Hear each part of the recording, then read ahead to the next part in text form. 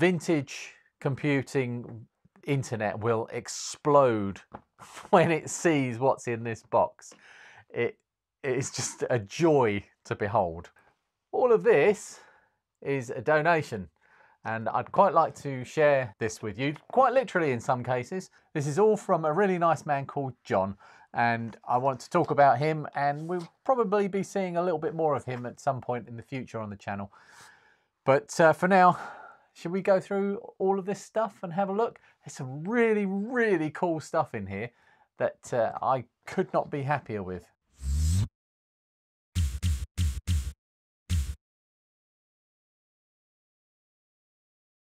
Right, first up, these two are full of software. So let's just get those out of the way because it's not quite as interesting to me as the hardware, but I'll give you a little sneak peek. There's lots of really cool stuff in here, including some development stuff. So there's, what's it called? Laser games from Ocean Software, Ocean Interactive Software, the complete machine code development system, and a full screen editor and assembler from OCP. And this box here is not from PCBWay, not sponsored, is chock full of tapes of all sorts. There's all sorts. And Lords of Chaos sitting on the top there. That's a great example. Oh, and the Boggit. So it's a lovely thing to have, and I'll probably sort through it. I imagine that at some point in the future, after I've stripped out a few that I want to keep for myself, I'm going to take all of the rest of them to Neil at the RMC cave. So they'll all end up there. Now the next box to go, well, let's get this one out of the way as well. This one is +2 128K. And there it is. Oh, I love this. There's nothing else in the box. The box is actually in nice condition, but the polys are inside are broken at the end. But it's another 128K grey +2. And can you see what game is in there? Wonder how many years that's been sitting in there. So that'll be nice. I'm going to add that to the +2 grey pile that I've got to do. Lots of those to refurbish. I'd estimate 5 or 6 at the least. So sitting on top of this box here is some micro drives. Got 5 of them. 2 in pairs with this connector on the side, on the back, and a Kempston joystick interface. John, who brought all of this round, what happened was his son came across my channel, and he made a comment saying that his father used to work for Thorn EMI, who manufactured the 48K Spectrums and the Sinclair QL. I'll put the date on the screen down there when those were being manufactured. I think it's about 85. Is that a good guess? Now, I said it would be lovely to talk to him. He did mention there might be some blueprints hanging around. I haven't seen those yet, so that might be something for the future. I'm still in contact with John, and he's still got some more stuff to go through that might end up coming this way, including the blueprint, which would be amazing. If we can get something like that, then that definitely needs to end up in a museum. Insert meme here. John had all of this stuff hanging around in his office, his cave or whatever, and he said that it was just sitting there going to waste, and he wanted to do something with it. And I said, you know, I'd gladly take it off his hands. And he really, really kindly just drove round one Sunday afternoon, I think it was, and dropped it all off. And he just kept pulling boxes out of the back of his car. And my mind was more and more blown as we went along. So you've already seen the micro drives. He used to, with the QL, and in that era, the micro drive was quite popular with Sinclair, and Thorn had quite a lot to do with those parts.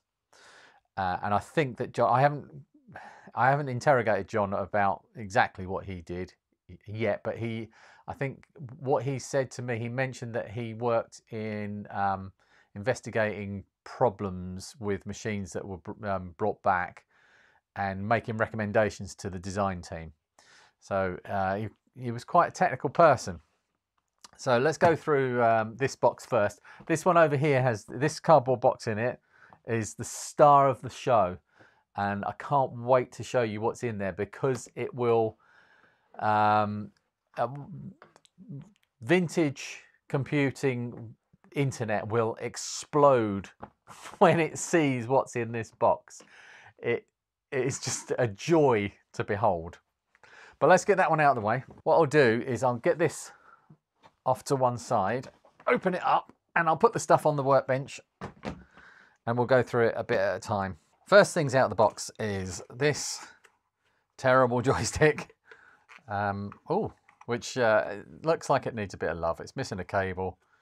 I'm sure this was just put in his junk bin as I'll fix that up at some point in the future. So we've got another micro drive. So how many is that? 5 over there. That's 6. I'll put that with the others. We've got some cables and bits and pieces here. Screws are always handy. They look like they might be specifically for things like the QL and stuff like that. But there's lots of these connectors. These are micro drive connectors. And there's some already on ribbon cables. So there's a lot of spares. There's also a load of feet. That's really handy. They're surprisingly expensive. Oh, these are the brackets. There's four of those. They're the brackets that connect the micro drive pairs together. So they'll be handy. Mind you, that's the sort of thing you can get 3D printed for a pittance these days, but it's nice to have the originals. There's all of these. I don't know what these are. I mean, they look like speakers, but they look like they're specifically out of something. I wonder if these are out of a QL or something else. But there are a few of those. There's a case for a micro drive that they were all sitting in, and another case for a micro drive, or top half of a case for a micro drive. This one looks new. Is it new? Some of this stuff is new.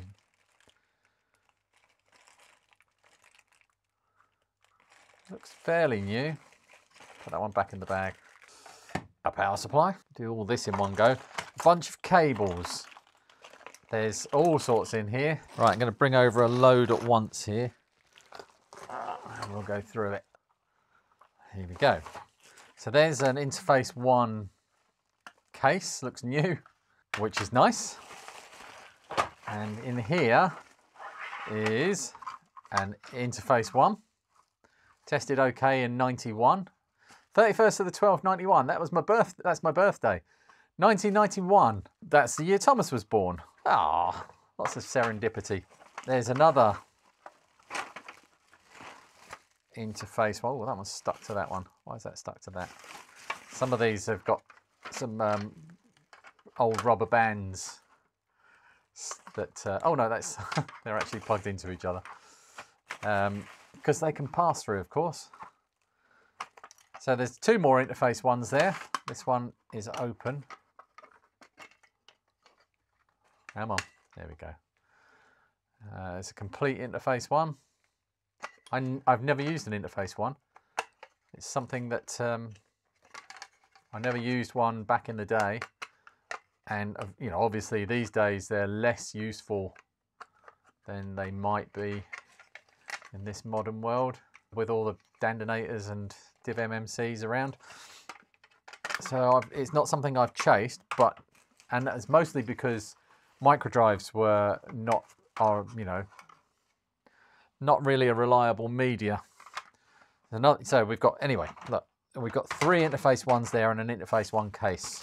We've got here an empty ZX Spectrum case. There's no membrane in there, but that is super handy. They are difficult to get hold of these days, original Spectrum cases.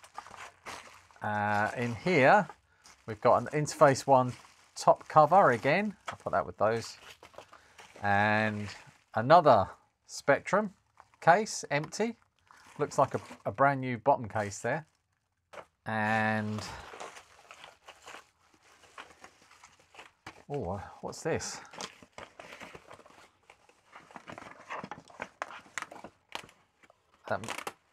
I was going to say that, oh, it might be, yeah, it is new. It's got, it's still got the plastic cover on it. The peel. I'm not peeling it now, because I'll probably take off all the paint. But that looks like a brand new, oh, that's not one brand new faceplate. Oh, they're stuck together. The glue has taken. There's another one underneath it. Come on. I might have to heat these up. I'd have to peel it first, but there's two brand new faceplates there. There's another bottom case, brand new bottom case. Another Interface 1 full case. Another Spectrum case. B&N US. Don't know. It has got a serial code on it. Said a lot of these might not have serial numbers on because they were the ones that from the, you know, marked as rejects from the factory. Or there's two top cases in there. So these could be the ones. Oh, I don't know. That looks used. With, oh, what's that? Oh, yeah. So these are. Wow, that's quite interesting. That's got a mark on it. It's like a circle. I wonder if this has been in the factory and someone said, no, that's not good enough. It's got a crack in it, and marked it out as faulty. Possibly, I don't know. Or whether they've come in for repair and been marked as faulty, and they've just like taken the whole top off and put a whole new one on, and these are just gone off in the back of John's car. This is how factories were run back then, you know. You paid your staff partly in the stuff that they could get in their lunchbox on the way home. It's almost expected. We got one more here, which is, again, two top cover. Oh, that one's brand new. That is brand new, that one. It's lost the membranes, but well, it looks brand new. It's not got a little scratch on the back. About halfway through the first box, and we've basically got mostly ZX Spectrum cases, ZX Spectrums, Interface 1s and Interface 1 cases, a load of microdrives and cables for microdrives, and a few other sundry bits and pieces. But let's have a look at this box now. This one is quite interesting. So it's basically microdrives. There's also this Interface 1 board, which looks like it's never been populated, but it does have some problems on it. There's a couple of traces that look a bit iffy and a few spots that look a bit damaged and corroded. But this looks to me more like something that's been sitting in a box with other parts, and rather than something that's been salvaged. I don't think this has ever been used. It doesn't look like it's got any solder on it. Yeah, there's like a lifted pad there, but it's probably where it's been scratched up by something else. But it's not like we're short of Interface 1s. So the rest of the box is basically microdrive parts. So there's the motherboard, there's the motor and the head, and you know, the switch for the assembly and the pinch roller. That's most of what you need to make a microdrive. And there's just loads of these. Oh, there's two boards in the microdrive. Oh yeah, there's the actual interface board. So this is the bit that plugs into the cables or the other microdrives, or into directly into an Interface 1. Is that how they work? I've never plugged one of these in, so I don't know. But I know that they've got an in and an out. So that's obviously the interface board, and this is the board with the interface with the microdrive ULA. A ULA 26007E, made in the 28th week of 83, and this one, can't see, it's got a silver dot on it. But there are just stacks of these. Goes on and on and on. That one's 84. That one's 83. But yeah, loads of ULAs, and I'm wondering if anyone needs a ULA for a micro drive. So loads of boards. This one's attached. The board is attached to the mechanism still, but it hasn't got the interface board on it. This one's also got a board on it. That one hasn't. That's just the head. Motor on that one and a board. Just a motor, there's a cable there, and that one is just missing the interface board. Motors, an RF modulator, and oh, this one's more complete. Oh, right, that's got a sticker on it that says fail. Oh, faulty. Cool. I wonder why. I wonder if we can fix it. But yeah, that's a whole box of microdrive fun there. So much stuff. But even if none of them work, I'm sure I could make working ones out of all of the parts. Another Spectrum. This one has a microdrive plugged into it. See what we've got. There's a couple of wires sticking out of the power socket here.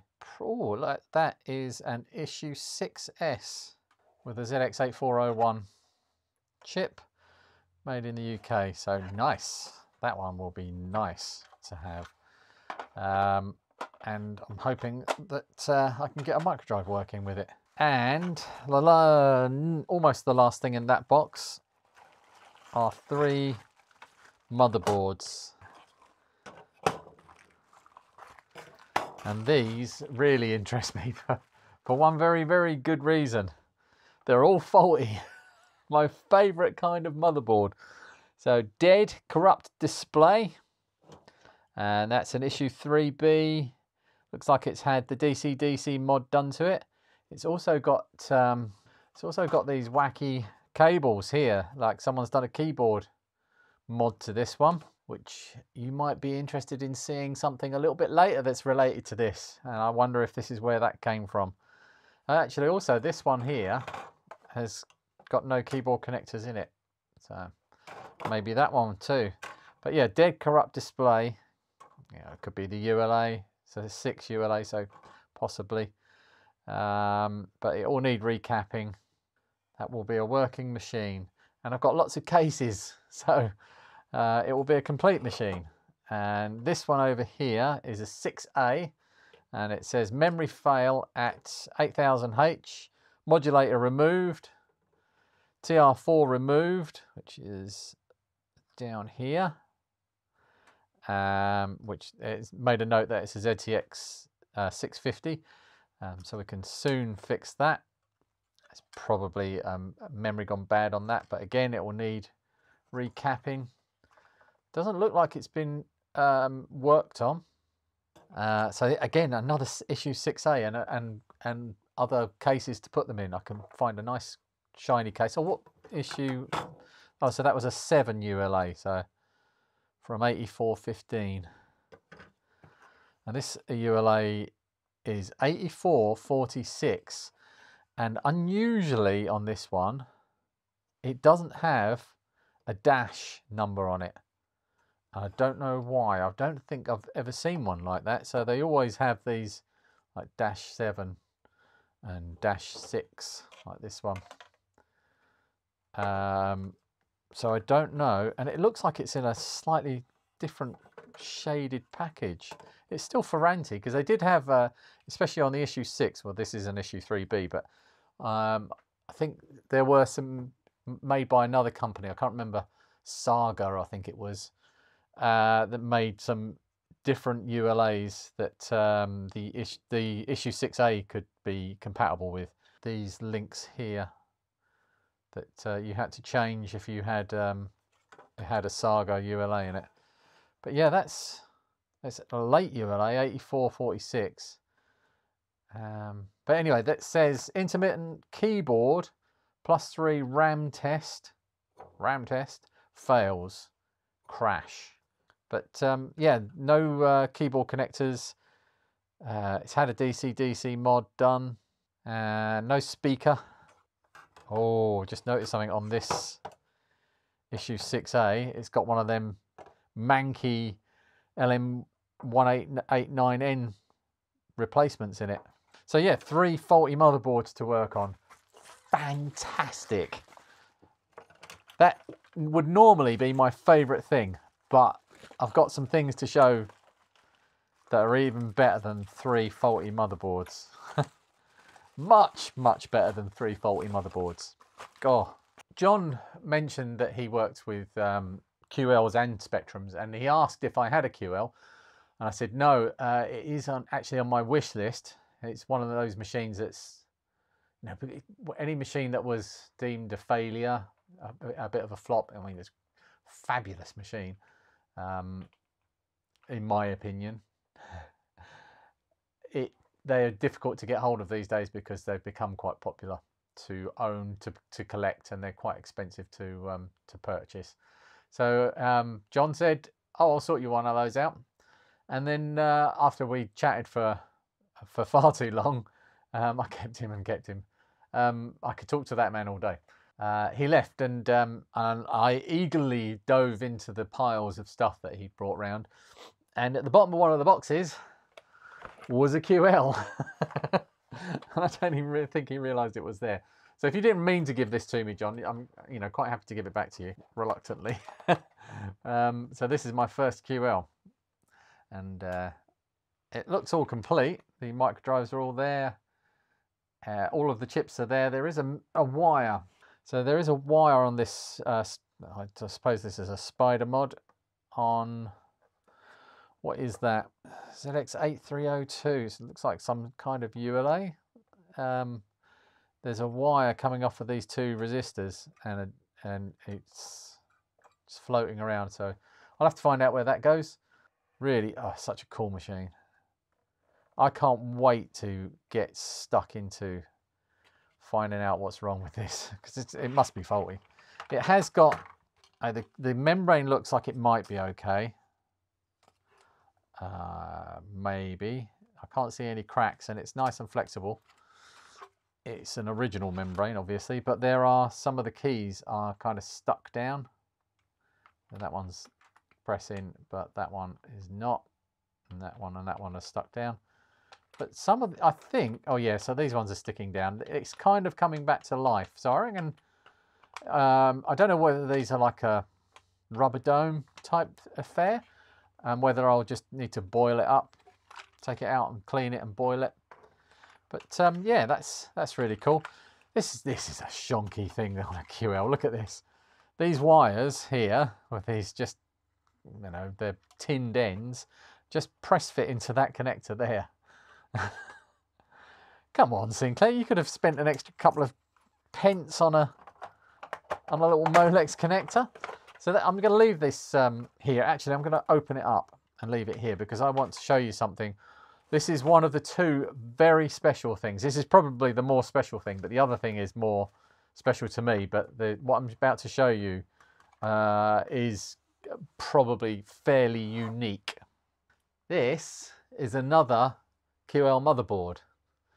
But can you notice anything slightly different about it? Shall I hold it up against the other one? The weird thing on this is the snap-off bits from the PCB are still on there. This has never been inside a QL case. I don't know. I'd imagine it's probably been pulled off of the production line as faulty, as a reject. But I don't think there's going to be very many examples of this with that production piece still intact. And the microdrives. The microdrives are still attached to the board as well.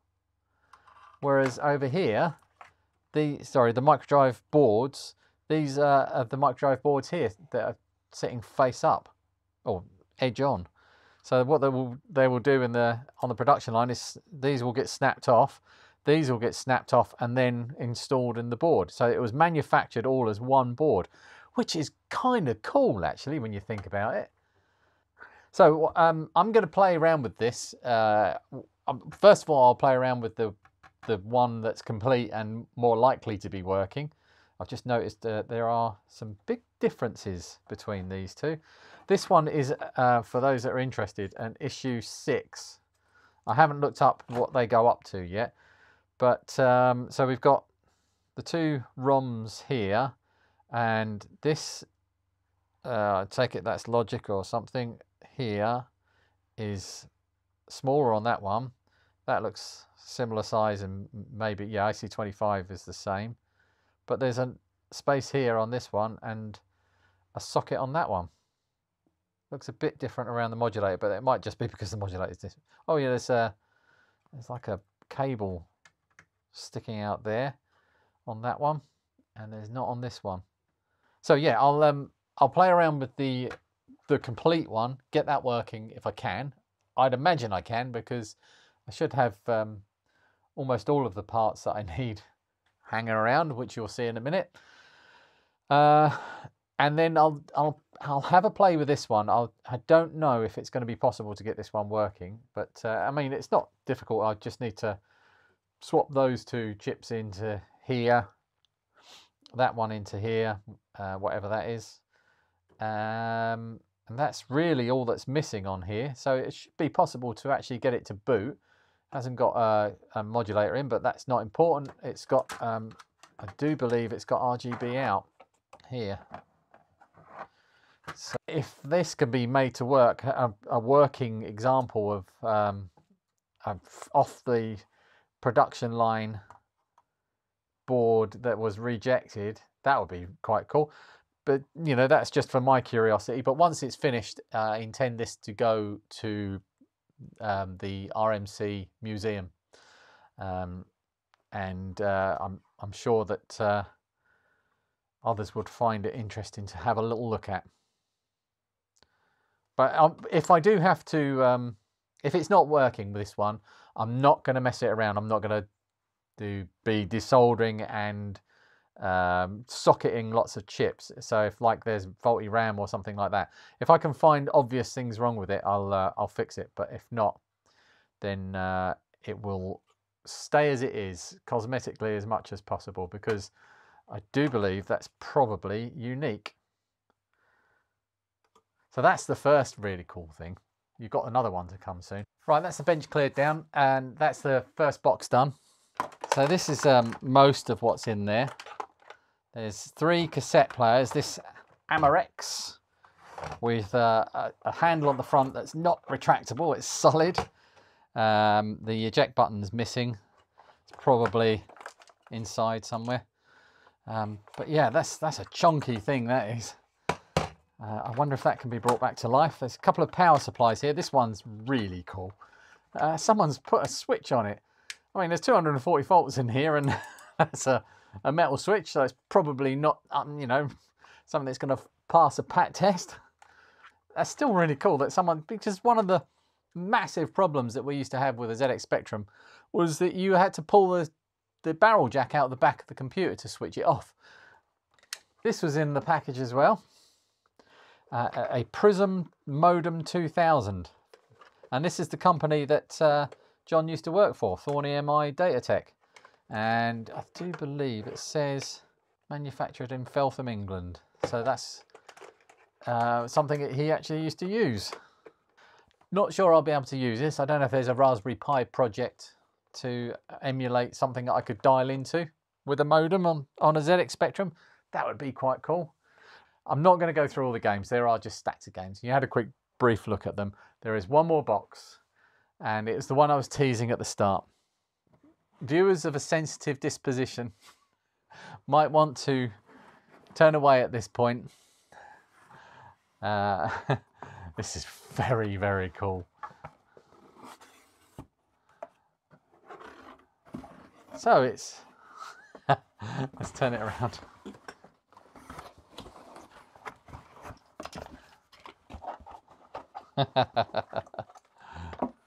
Get rid of the box.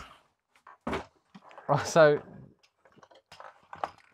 John said he didn't like the keyboard on the Spectrum, so he made one It's more suited his needs. Yeah, I mean, I have to agree. If you're typing in a lot of assembly language, you know, ASCII hexadecimal, you don't really want to do it on a Spectrum rubber key. But a Commodore 64 keyboard would do. But I love the way he's blanked out the keys that he doesn't need. So he's actually marked these ones: load, list, run, cat. So the cat is the command you use when with floppy drives and I suppose micro drives as well. And so he's got the shortcut keys for the if you have a look on a Spectrum keyboard. So the number 9 has cat underneath it, and you'd only have to press that with a symbol shift, or it's going to be cap shift. So it'll be that key. Don't know what it's got for symbol shift. It must be this shift key over here. So instead of that cap shift, it's probably using that one, and instead of symbol shift, it's using this shift key. Very cool. SS. What's SS? Oh no, that's symbol shift. Oh, so he's got that up there. That's going to be symbol shift. But my favourite bit is that the Commodore key is blanked out. It's like, it's not a Sinclair. So yeah, he's got this very nice, it looks like a fairly early Commodore 64 keyboard. And he's soldered a cable onto it, onto which he's, oh look, there's one of those speakers. Onto which he's put this switch. I wonder what that does. Oh, it's going to be fun to look at this. I wonder if this is not just connected to the keyboard connectors, whether it's connected to the speaker connection inside, so that he can turn off the annoying speaker if he needs to. But yeah, then we've got this DB, probably 25 cable, which goes to the heart of the machine. So we've got a nice Spectrum, an interface 1, a multi-face 1, you know, romantic robots, isn't it?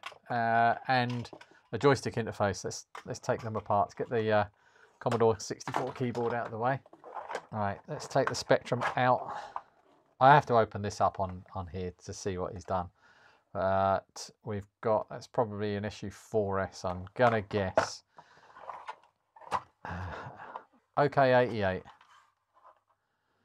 So this one is probably working. Looks like an auto fire in this DK-Tronics with a variable speed. Tested OK 91. Tested OK 91. These are really cool. Yeah, romantic robots, interface 1, multi-face 1. So these are used so that you can load a game into memory, press that button, and you get an interface come up, and you can dump out the memory onto another tape or onto a floppy disk drive or a micro drive. Before we get into that, let's have a look over here. I think that John spent quite a lot of time dumping things onto micro drive, because there's micro drives filled with games here. There's hundreds of them. Absolutely hundreds. There's another layer underneath there. So that is going to be fun to go through, see if they work. There's one thing with micro drives that you need to do, which is replace the felt underneath the tape, because they're mostly gone now. And have a little poke. Yeah, look, that's already falling off. And if I put that into a drive, that would disintegrate, and that would end up in the reel of tape inside, and it would kill it. So all of these, before they are put into a micro drive, will need refelting. I've ordered some felt, some audio cassette felt. I'm hoping that's the right stuff. If anybody knows better, I need a ready supply of it, because I've literally hundreds. I've seen people selling batches of 10 for not very much money, but when you multiply that by how many micro drives I've got here, I could be spending hundreds of pounds, and I'm not going to do that. I need to find a cheap way to do that. So right, let's have a look at this wonderful thing here. It's been a while since I've opened a computer on this channel. Sorry about all the woodwork. It only needs 3 screws. Proper engineer. Oh, he's drilled a hole in the case as well. In fact, he's drilled it. He's probably filed that rather than drilled it. Oh, wow. Look at that. So the keyboard is still attached. That is very cool. I hope this works because I do not want to have to touch this. This needs to stay exactly as it is. So he's replaced the ribbon cables. He's shortened the ribbon cables. Oh, I think they've fractured further up. Oh, that's a shame. Oh, that's a great shame. Not sure what I can do about that. I mean, I could get a new, yeah, I could get a new one and just cut one down and fit it to these connectors up here. But that one there looks like it's fractured going across there. I'm not going to mess around with it too much because it might still be intact and just the plastic is cracked. Hopefully the caps are still holding on in this 3B with a -7 ULA from the end of '84.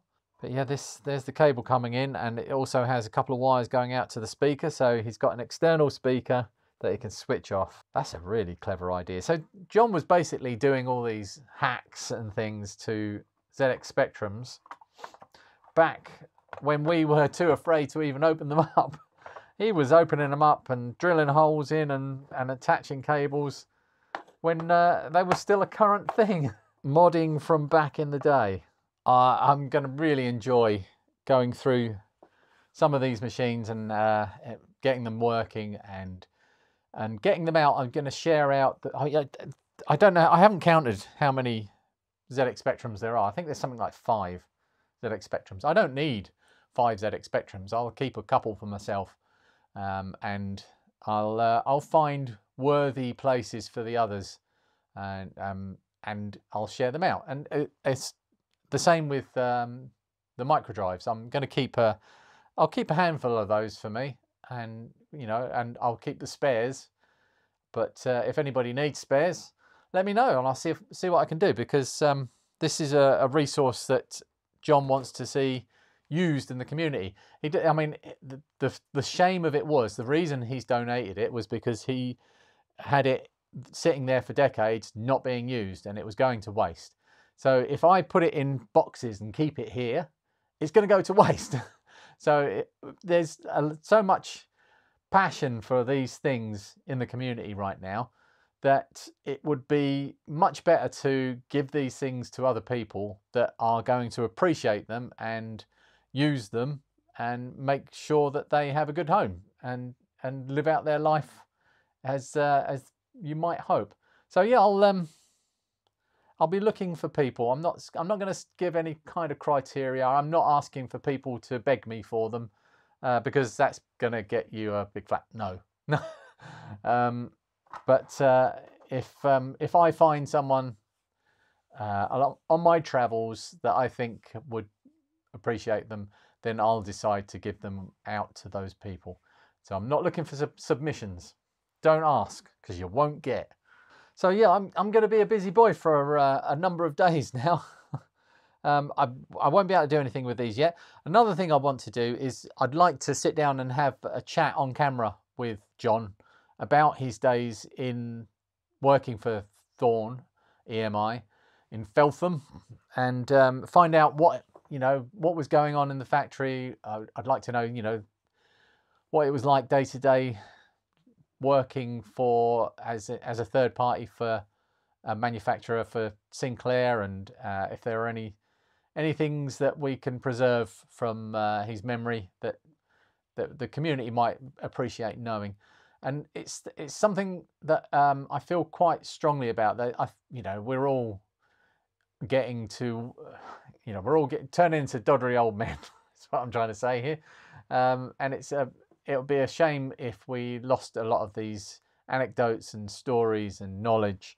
So I'd like to, you know, maybe try to gather some of these together and these chats and find other people that I can talk to.